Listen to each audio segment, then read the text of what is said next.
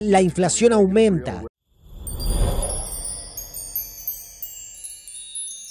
La próxima bandera roja que se levantará será cuando la Reserva Federal y otros bancos centrales entren y compren de nuevo. Y entonces el siguiente punto demasiado arriesgado será cuando tengamos la próxima recesión económica. Lo que hemos hecho, mi generación, por desgracia, es permitir que la deuda se acumule, permitir que la infraestructura se deteriore y en su lugar ha pedido prestado para ir hacia adelante. Y así, si pensamos en lo que va a costar esta reestructuración y renovación de la deuda, y si pensamos en que eso no se mide en dinero, en realidad el dinero solo produce productividad. Por lo tanto, el trabajo, y como vamos a tener que ser para ser efectivos, tiene que superar ese déficit para esta renovación gigante. Aún no lo hemos hecho, pero es muy simple. Hay deudores y hay acreedores, y el sistema tiene que funcionar bien para ambos. El préstamo de un hombre tiene que ser recompensado para compensarle por hacer ese préstamo, y así tienes un proceso. Si acumulas deuda, estás acumulando la necesidad de devolverla en términos reales. Tienes que devolver el principal y tienes que devolver los intereses en términos reales. De lo contrario, nadie querría prestar en el sistema, ya que no funcionaría. Y las dos opciones que tienes son devolver el dinero en dinero duro, en otras palabras, en dinero de valor comparable, o imprimir dinero y devolverlo en dinero deflactado. Y así, lo que ha sucedido durante un periodo de tiempo a lo largo de la historia. Estos ciclos, por cierto, se remontan a los años de júbilo del Antiguo Testamento y siempre sucede el mismo ciclo. Y hay una tendencia a que la deuda aumente en relación con los ingresos que se necesitan para pagar esa deuda. Y así se ve en diferentes sociedades. En nuestra sociedad tenemos altos costos del servicio de la deuda que luego aumentarán a medida que tengamos grandes déficits y grandes cantidades de dinero que devolver. Y si ese equilibrio no se consigue bien, de modo que el acreedor no reciba una cantidad adecuada de compensación, venderá esa deuda y no la mantendrá. Y así, no es solo la cantidad de nueva deuda que se crea, es también la cantidad de deuda pendiente que podría ser vendida y por lo tanto crear un enorme desequilibrio entre la cantidad a vender y la cantidad a comprar.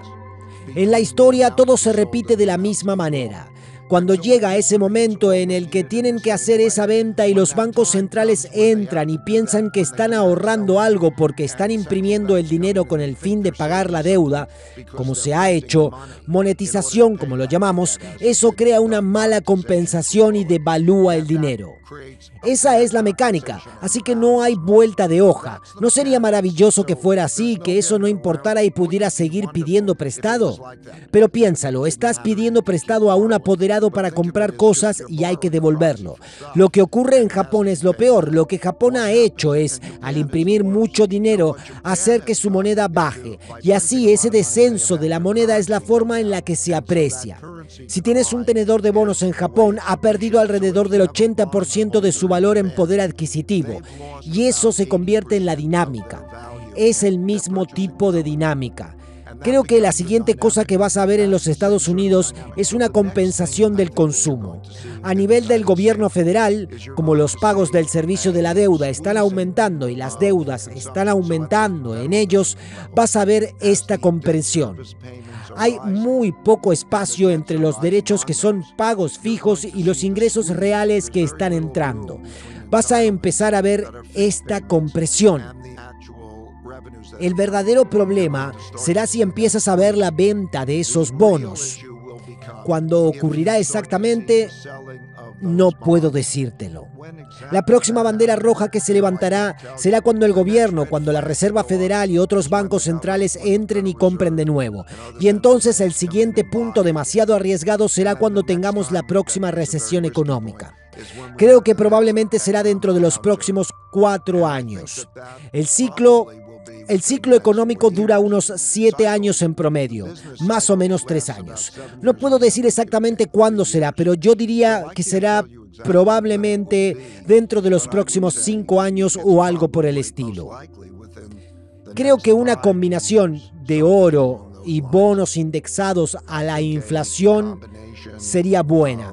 Creo que el oro también tiene la ventaja de estar descorrelacionado o, en general, correlacionado casi negativamente con otros activos, por lo que es un diversificador eficaz.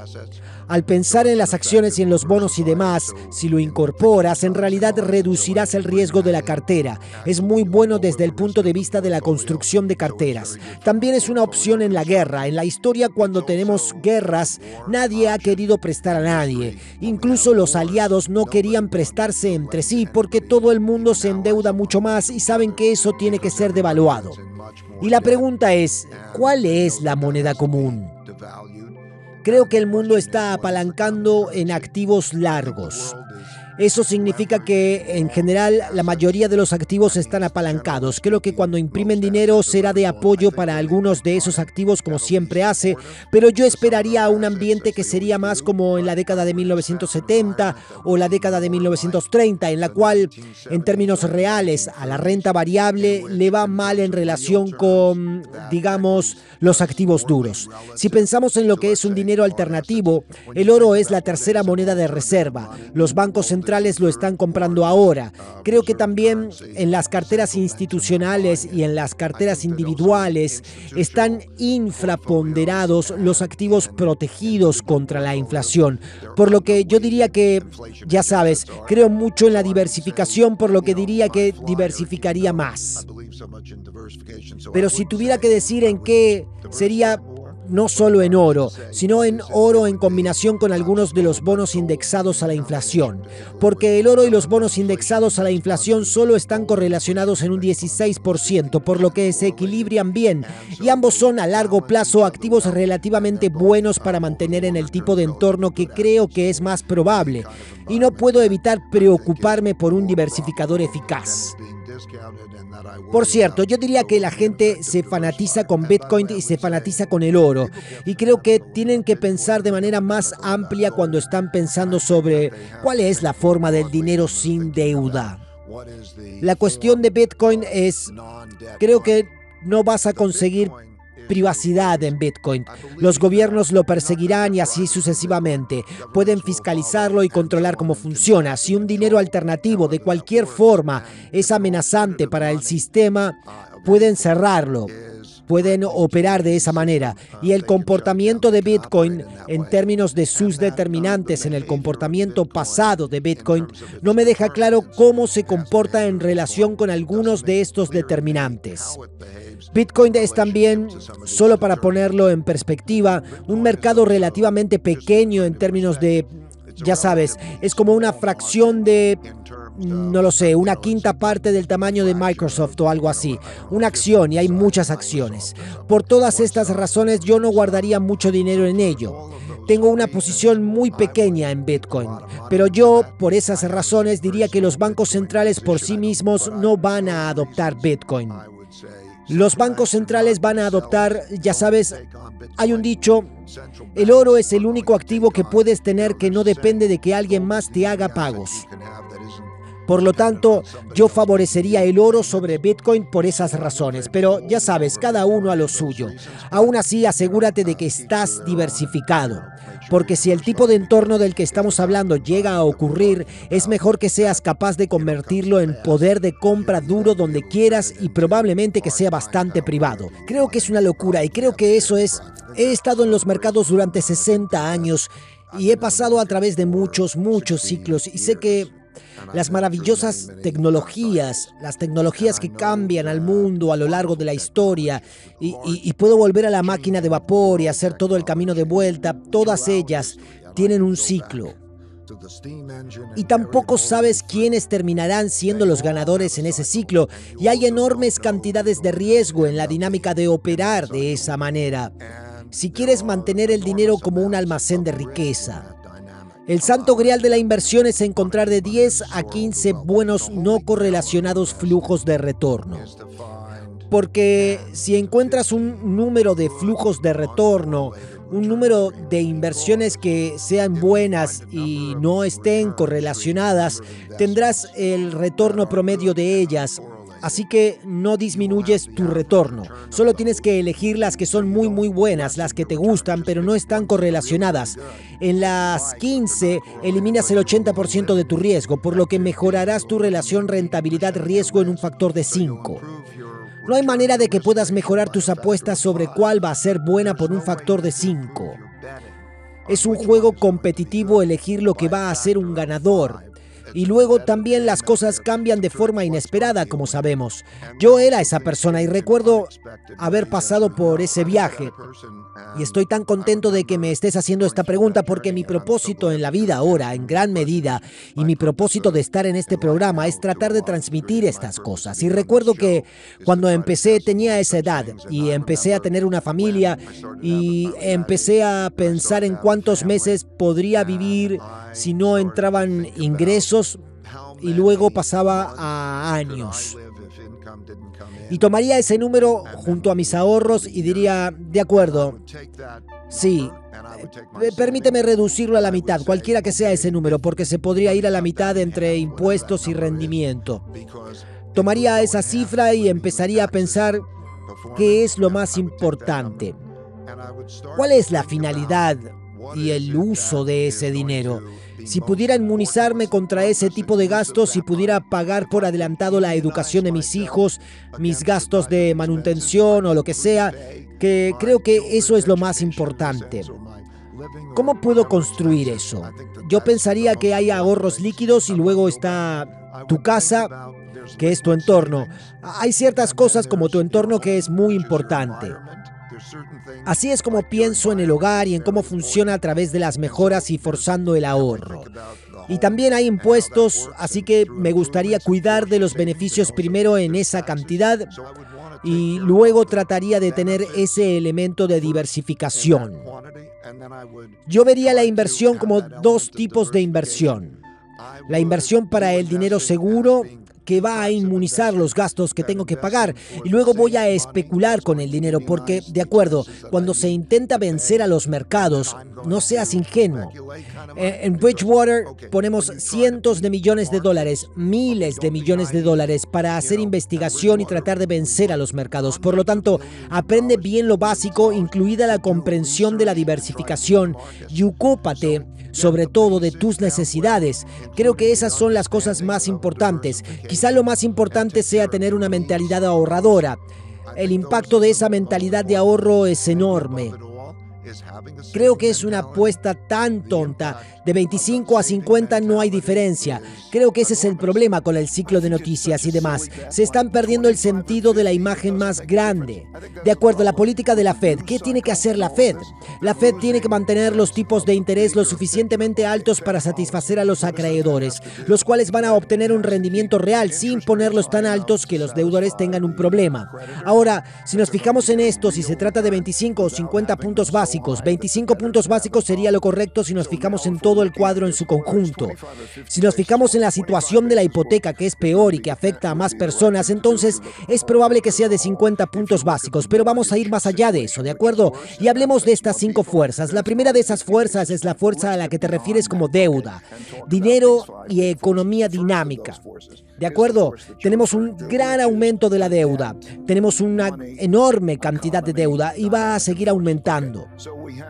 Las deudas de un hombre son los pasivos de otro, ¿de acuerdo? Entonces, ¿qué va a significar eso para la política monetaria? Al tener que vender más y más de esos bonos, ¿qué se hará? Creo que lo mismo que se hace en Japón, lo que pasa es que no habrá un impago.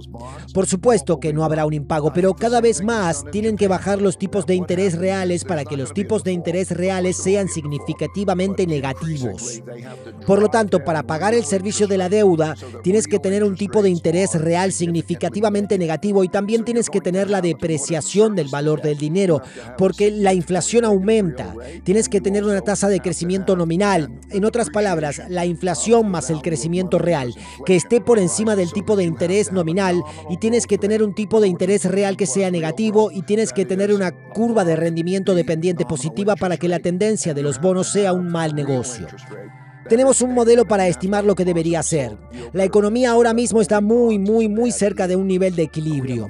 En muchos aspectos, si solo nos fijamos en lo que es y no nos fijamos en el problema de la deuda, pareciera que debería haber una modesta relajación de los tipos de interés y un movimiento gradual hacia una curva de rendimiento más positiva. Lo que llamaríamos normal. Es bastante normal, excepto que no es normal por cómo se está oscureciendo.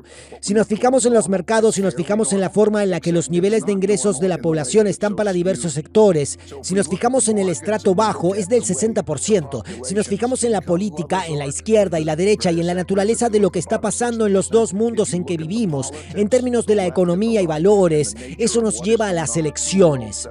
Si estamos hablando, digamos, de política monetaria, hay que fijarse en las 5 fuerzas. Volvamos a las 5 fuerzas. La primera fuerza es de la que ya hemos hablado. La segunda es la fuerza del orden interno y del desorden que progresa en un ciclo.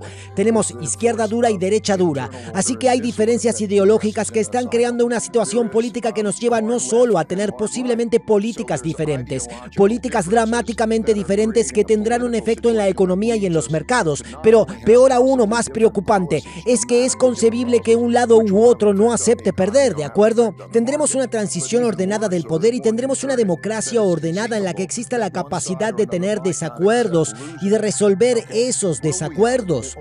Creo que son situaciones realmente cuestionables. La segunda fuerza es esa fuerza interna de orden y desorden.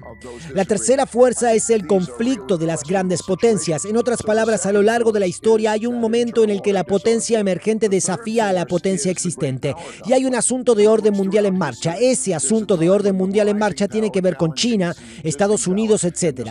Y por supuesto se vuelve aún más importante que la economía porque se considera seguridad nacional. La cuarta influencia son los actos de la naturaleza. Sequías, inundaciones y pandemias. El clima es una gran influencia. Nos va a costar $8 billones al año, estimados de una forma u otra en una economía mundial que tiene 100 billones. Y la quinta fuerza, por supuesto, es la tecnología, ¿de acuerdo? La invención del hombre de la tecnología. A lo largo de la historia, esas 5 fuerzas han interactuado.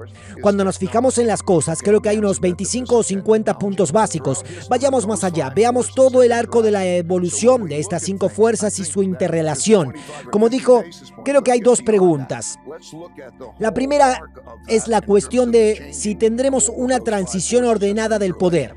Eso es bastante sorprendente. ¿Conseguiremos que la democracia funcione como hasta ahora? Eso no se puede asegurar, porque detrás de todo esto hay diferencias irreconciliables, no solo en cuanto a impuestos, riqueza, políticas económicas, etc., sino también en cuanto a valores. Se trata de cómo educar a los hijos en relación con la sexualidad y todas esas cosas. Existen esas diferencias. Creo que esperamos una transición ordenada del poder. No es asombroso que pensemos que podríamos no tenerla. Y luego vamos más allá y entonces decimos, ¿qué pasa con las políticas que se van a tratar? Nadie se va a ocupar de la política de la deuda. Va a acabar monetizándose por el camino. Entonces la cuestión son los temas de fiscalidad. Y esos temas de fiscalidad tendrán un impacto importante en los mercados de capitales. Se compran para rendimientos después de impuestos en general. Es lo importante. Bajar o subir el impuesto de sociedades influye en los precios. Tendremos esos problemas. Hay muchas cuestiones de las que hablar en relación a las elecciones. Creo que cuando vayamos más allá, lo más probable es que vaya a haber diferencias irreconciliables. Y creo que vas a ver más movimiento hacia los estados. Así que habrá un desafío respecto a qué controla el gobierno central y qué controlan los gobiernos estatales. Y se obedece en ese sentido. Nos encontramos cada vez más ante una situación más fragmentada. Lo que necesitaríamos, creo, es un liderazgo fuerte del centro para unir al país y aislar más a los extremistas, si fuera posible, y luego hacer reformas porque tenemos un tipo de economía muy sesgada. No creo que sea ninguno de los candidatos, ¿de acuerdo? No creo que sea ninguno de los dos. No es ninguno de los candidatos. Creo que el tema de la reforma y un liderazgo fuerte en el centro no lo veo. Creo que hay problemas reales en China ahora y han cambiado realmente en los últimos 4 años. y es que necesitan una reestructuración. Una gran parte del gasto digamos que el 70% del dinero de los individuos estaba en bienes raíces. Los bienes raíces han bajado, las acciones han bajado, los salarios han bajado y como resultado no gastan, están preocupados y guardan el dinero en efectivo. Con la deflación, el efectivo es una clase de activos relativamente buena. Así es como se encuentran los hogares y el sector empresarial. Al mismo tiempo, el sector público es un problema porque la mayor parte del gasto público, el 83% del gasto público, lo gastan los gobiernos locales. Esos gobiernos locales obtuvieron su dinero mediante la venta de tierras para bienes raíces, ¿de acuerdo? Ahora no hay venta de terrenos y pidieron prestado mucho dinero. Y a los que les prestaron el dinero no les pagan. Y entonces la pregunta es, ¿cómo vas a conseguir dinero en esos lugares para operar? Es una situación más difícil que la de Japón en 1990. Se necesita una reestructuración para poder hacerlo. Y también está la cuestión de si se respeta la propiedad. También Xi Jinping durante su periodo dijo que es glorioso ser rico. ¿Sigue siendo glorioso ser rico? Tienes un entorno en China que está cambiando y se está convirtiendo en un entorno más difícil. Ahora es el momento de ver si va a haber una reestructuración y una superación. La innovación, sí. Hay una innovación fantástica en términos de tecnología. No hay nada aparte de los Estados Unidos. Europa ciertamente no es un competidor en eso. Sin embargo, está muy dirigida por el gobierno. Puede seguir habiendo espíritu empresarial e inventiva. Quiero ser claro sobre la inversión en China. En todos los países hay ciclos, altibajos, etc. Y en ningún país se debe invertir tanto dinero que se convierta en una parte dominante de la cartera. En China, entonces sigo invirtiendo en China. La cuestión es el tamaño de la inversión y cómo se estructura esa inversión. Ha sido una buena experiencia para nosotros invertir en China, en gran medida como un lugar con precios muy atractivos que ahora tiene un montón de preguntas con respecto a las cuestiones que acabo de mencionar. En otras palabras, las cuestiones económicas y las cuestiones políticas relativas a los derechos de propiedad y si todavía es glorioso ser rico y cómo va a funcionar. Por lo tanto, hay un pequeño porcentaje de nuestra cartera que está en China y nos quedaremos en China a través de este periodo. Bueno, durante los últimos 35 años he escrito principios y reglas de decisión, literalmente muchos miles de ellas, y han funcionado como sistemas de toma de decisiones. Y ahora estoy muy entusiasmado con esto porque hay que entrenarlo muy bien y como también se ha especificado durante un periodo de tiempo, es muy educativo. He trabajado con un gran equipo de personas y hemos pasado por ello, haciéndole preguntas, tratando con ello y formándolo. Y la razón es porque mucha gente me hace preguntas. Estoy en una fase de mi vida donde mi principal objetivo es transmitir lo que he aprendido que pueda ser beneficioso para los otros. E interactuamos con este tipo de conversaciones. Pensé que sería estupendo que pudiéramos responder a todas esas preguntas o que pudiéramos hablar de cómo te va y todo eso, por lo que eso es lo que he creado. Se llama Digital Ray, que es un nombre provisional y lo estamos probando. Vamos a tener a varios de miles de personas probándolo y ver cómo va.